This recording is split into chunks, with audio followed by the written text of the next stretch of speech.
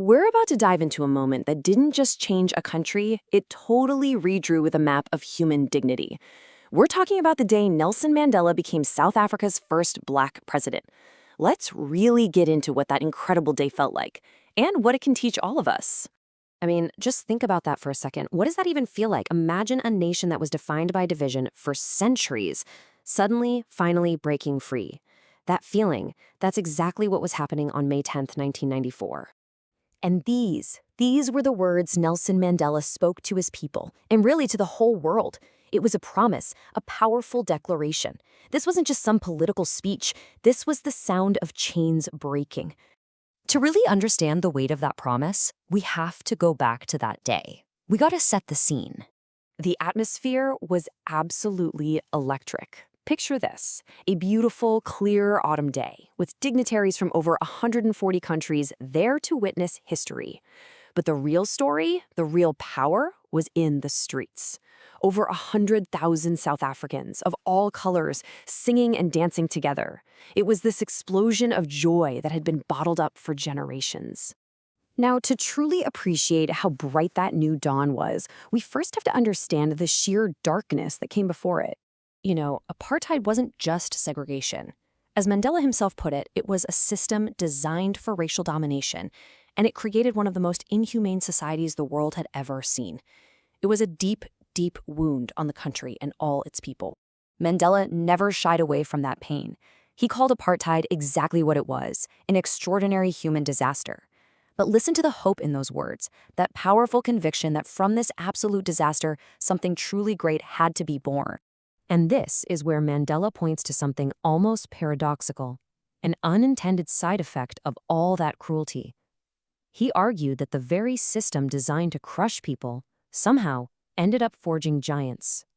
He talks about men like Oliver Tambo, not just as a politician, but as a leader with what Mandela called extraordinary courage, wisdom, and generosity, qualities that were sharpened in the fire of that struggle. And figures like Walter Sisulu. You know, Mandela saw these men as the real treasure of his country, finer and more true than any diamond. He believed their incredible character was a direct result of the immense pressure they were under. And that brings us to this really profound and kind of challenging idea that maybe it takes unbelievable suffering to create unbelievable strength of character. It's just a stunning testament to the resilience of the human spirit. Okay, so with that history in our minds, let's get back to the inauguration itself, an event that Mandela saw as a win not just for South Africa, but for all of us. I mean, just look at this contrast. The Union buildings in Pretoria. For decades, this was the absolute center of white supremacy. And now? Now it was the stage for what Mandela so beautifully called a rainbow gathering. The very heart of the old, broken system had become the birthplace of the new. And then there's this, which is even more incredible. Mandela points out that the very same military generals who, just a few years before, would have arrested him without a second thought, were now saluting him, pledging their loyalty to the new democracy. Can you imagine witnessing that shift in real time? This is one of the most moving symbols of the day. Two national anthems were sung.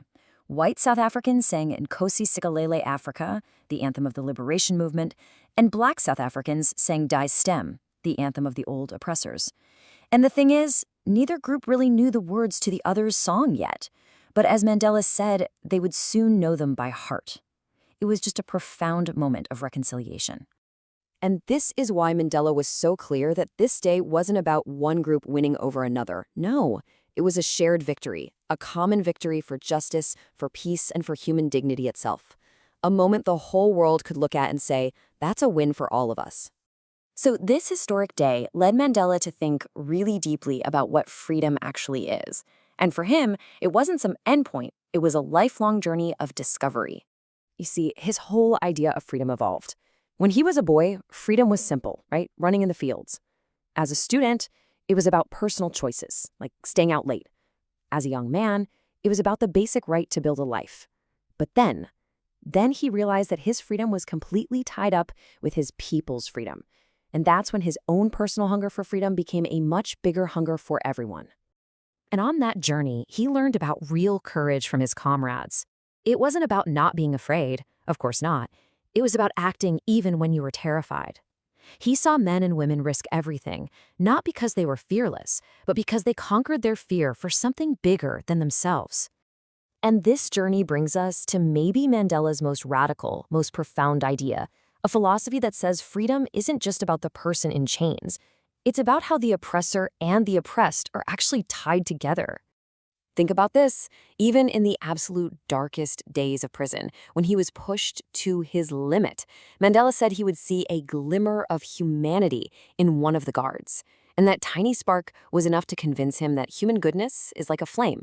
You can hide it, but you can never, ever put it out. From that belief, he realized something incredible. The oppressor isn't free either. They're a prisoner too. A prisoner of their own hatred, locked up behind the bars of their own prejudice. They're trapped, and they don't even know it. And that leads to this amazing conclusion.